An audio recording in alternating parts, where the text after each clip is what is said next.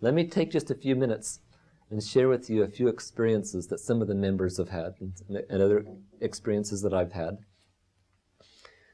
We promise you, to begin with, as missionaries, that if you will take and read what is marked and then give it to a non-member friend, you will have a special, personal, spiritual experience. And without fail, this occurs. One of our stake missionaries took it to one of our member homes. They gave them that promise. The members took the book, read it, really enjoyed it, and their testimonies were refreshing, and they loved what they had seen and felt. But then they took the book and laid it down on the table in the living room, and there the book sat for nearly 3 weeks. Finally, one afternoon, their non-member daughter-in-law came into the home. Now, the daughter-in-law's attitude has always been this: you can talk to me about anything you want to talk about, but don't you talk to me about the church. And she meant it. She really meant it. I mean, after all, there's a special saying that you will love: your judgment is only as good as your information. Now, from the information she had, she was totally correct. She had no business learning about you Mormons. However, that one afternoon, when she walked into the home, no one was in the house except her mother-in-law, who was back in the back of the house working. The daughter-in-law went in and sat down on the living room couch. And there the book was. There it is. They're always talking about it. And she picked it up, and she started thumbing through it. Her eyes fell upon some of the markings. Wonder why they marked that. And she read it. She kept thumbing through, found a few more markings, and she read them, and she read them. She realized what was going on in the markings. She started back at page 1 and started all over again. About an hour later, she put the book under her arm, and with tears coming down her face, she went into the back of the house and said, "Mom, I'm ready to be baptized." Okay? One of our members was also promised that they would have that special experience. They read it and laid it down. They wanted to give it to somebody, but they didn't know who. Well, the following week, a non-member truck driver friend of theirs happened to come into town. He called them on the phone, and they invited him over to dinner. After dinner, they'd been talking about one thing and then another. Then they asked him the question, "Has anyone ever told you why Mormons are really called Mormons? Would you be offended if we offered to tell you?" And they told him the story. Well, he took the book graciously and put it in the truck seat, and there it went sat. And then he drove back home, which was back east. He got out of the truck, went into the house, and put the marked book in the bookshelf. Weeks passed by. Months passed by, and he was back and forth on his trips. Well, finally, many months later, his wife was going through doing the spring cleaning. Dusting away, she got to the bookshelf, and there that book was. And she said, "Where did that come from?" And she pulled it out of the shelf, and she opened it up, and there in the front of the book was the name of her husband and herself from their good friends over in Mesa. "When did they give us that? I don't remember getting that book." And she opened it and started thumbing through it. She saw the various markings. One marking in particular hit her hot button. It said, "What happens after death?" She had just had a tragic experience in her life, and that caught her attention, and she read. She kept thumbing through, finding the markings and reading them, and then she just started back at the beginning and fell on through. Well, by the time he got home from his next trip, she had practically finished the whole book. She was so excited about what she was finding because all of a sudden, all of the problems and all of the trials and the tribulations that she was having in her life were being solved from here. He came home and she could hardly wait to share with him what she had found. 4 weeks later, they were baptized. Okay? One afternoon I was working over in Mesa, and I happened to visit with a Spanish family. They grew up in Lehi. Now, you might know that Lehi is Mormon town in Mesa. But I said they grew up in Lehi. They grew up with all of the people in Mesa that are anybody. They know everybody that's anybody in Mesa. That is their life. And they're good Catholic people. Very good Catholic people. Well, there in their home, I asked them the question, has anyone ever told you why Mormons are really called Mormons? No.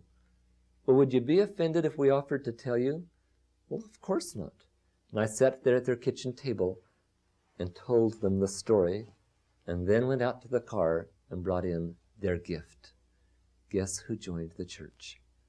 All of those years, they didn't know why we're really called Mormons. Last Christmas time, as many of you did, I took my family over to the temple and to see the beautiful Christmas lights. This one particular evening, I saw one of the guides. I had just been to their sacrament meeting and given this presentation to them.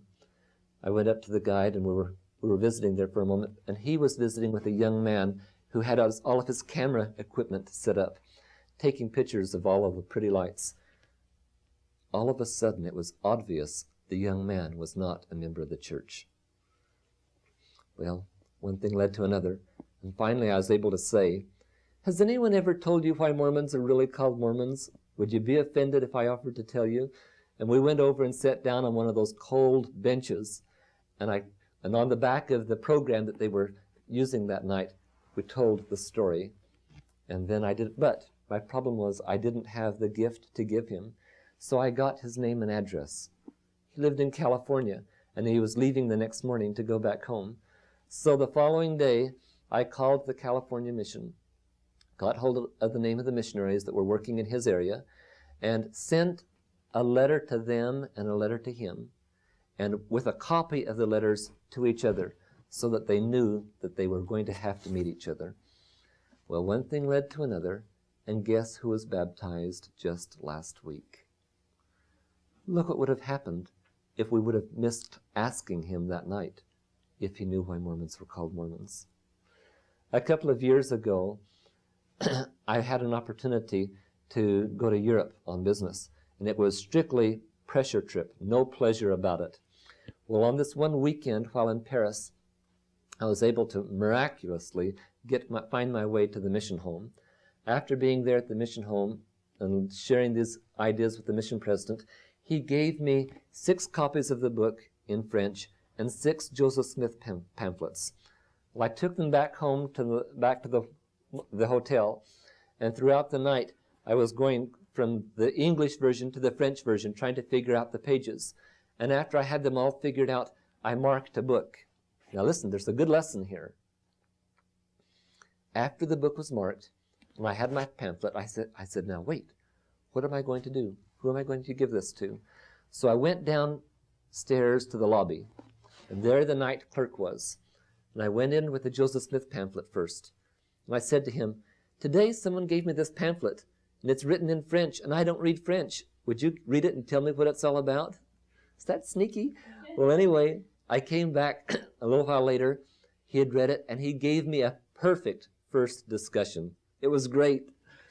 Well, then I took the book, and I said, well, they also gave me this book, and it's all marked up, and it's written in French. Would you like to read it and tell me what it's all about? And gave him the book. Well, guess who ended up being baptized?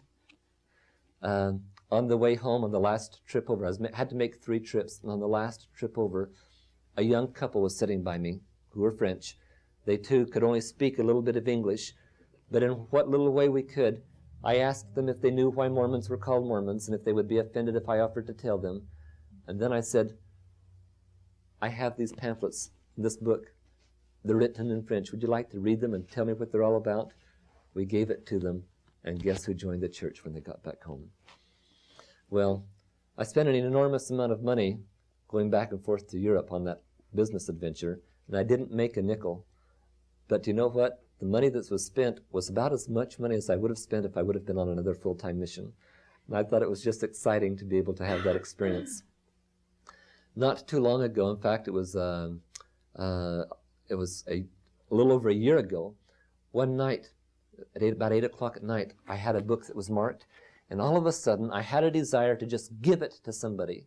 So I put on my tennis shoes and I started walking. I started going up and down the streets, just looking for an opportunity to give it to somebody. Didn't know where I was going to go, but I knew I could find someone.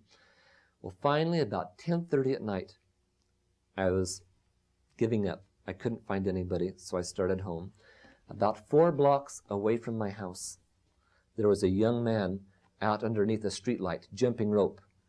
Well, I didn't have any intentions of talking to him. I was on my way home, and I was, it was 10:30.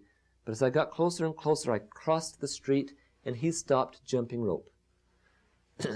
and we started talking a little bit, and, we said, hello, how are you, and all this small talk. And finally, I was able to get around to the question, has anyone ever told you why Mormons are called Mormons? Would you be offended if I offered to tell you? And under the streetlight, I told him the story, then gave him his book. I was so excited, I found my golden contact for the night. Well, I went and gave the missionaries his name. About 3 or 4 days later, they called on him. Do you know what happened? He had moved. He had moved and hadn't left a forwarding address. Do you know how upset I was? I had just got through walking 2.5 hours to find him, and he left. And I was just so disappointed. But in his book was my name and address. And I hoped that someday I would be able to meet him again. A year passed by. Last October, 10:30 at night, my telephone rang. Mr. Owens, I don't know if you'll remember me. My name's Richie. And I said, Richie, are you kidding? And I told him how I happened to meet him. He said, well, I'm back here in Chicago, Illinois, and I finally got around to reading the book that you gave me. And I was just wondering, does your church exist out here? He only lived 3 miles away from the mission home. Guess who joined the church? Well, do you see what I'm trying to tell you? This is a beautiful, it's a precious book, but it's so important to have it prepared to give to somebody. Let me give you an invitation. Every time you mark and prepare a book, after you've marked it, put it in your lap and then say, Heavenly Father, I don't know who needs to have this book, whether it's a member or a non-member or a part-member family. Help me find somebody to give it to. For me, very rarely can I keep a marked book in my possession for more than 48 hours. You can always find somebody to give it to. Now, I don't know that every book you give is going to result in a convert baptism, but I do know that one set of stake missionaries, when I first started this, I started giving them names of people that I was giving the book to, and during the following 6 months, they had 20 baptisms from it.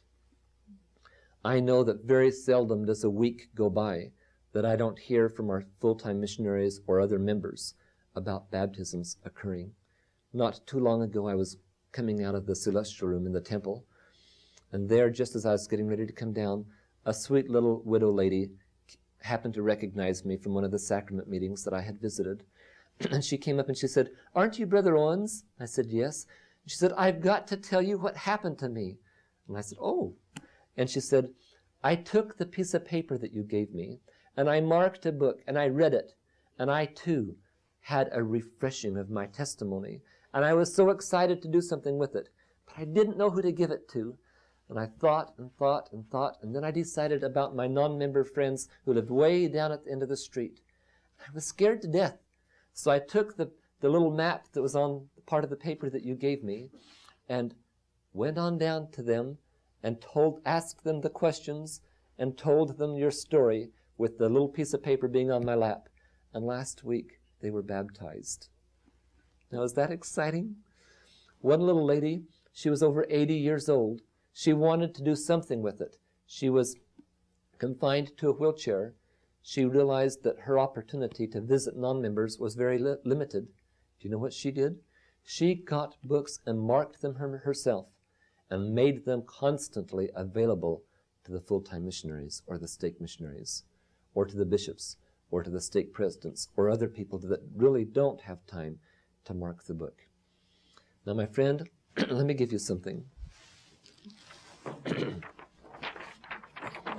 I'm going to leave with you tonight a piece of paper. On one side of the paper is the map that we've talked about. Number 1 correlates with number 1. 2 correlates with 2. This will help you remember the whole story and the order to follow through. On the other side of the paper is a list of the scriptures that we're using. The first column is for the old edition, if you're using the old edition copies of the Book of Mormon, and then the new edition. The third column is the page to mark. Over here shows you how to mark the book. Now, you and I are very busy people. We do not have time to take a pretty yellow pencil or a red pencil and shade everything and very pretty. Just simply circle the verses and follow through. And just follow the instructions, and you'll find that it takes about 30 minutes to mark a book. Okay? Now I'm going to ask for a commitment. How many of you will promise me tonight that before a week from tonight, you will mark and read what we're showing you? Okay? Now let me tell you something. It is not fair for you to ask anybody to do something that you're not willing to do yourself. You can't go teach somebody else and ask them to pray about it if you've never prayed about it yourself. You can't expect them to read if you haven't made the effort to mark and read it yourself. Now comes the next question. After you've marked a book, how many of you will promise me that by a week from tonight, you will have given that marked book to another member, a part member, or a non-member friend? Okay, good. I want to promise you something. As you do this, you too will have special, personal, spiritual experiences come into your life. You know, the Lord is depending on you to do this. In the last session of General Conference, I'd like to invite you to go back and read what President Benson said in the first, as the opening address. One of the comments that he made was this. He said, "The Book of Mormon is not on trial, but you are on trial as to what you will do with the book." And then he said that yet millions and yet millions of people will yet come into the church because of the book. Brothers and sisters, you and I can be an instrument in the Lord's hands in bringing part of those millions into the church. Stay faithful, prayerful, and humble. The Lord is depending on you to have success in this program. He doesn't want you to fail. And as you do your part, I promise you, He will do His part. I want to leave you my testimony. Brothers and sisters, I know, as you know, the church is true. There is a living prophet upon the face of the earth today. And it's our responsibility, foreordained responsibility, to share this testimony with our fellow brothers and sisters. And I leave you this testimony humbly and in the name of Jesus Christ. Amen. Amen.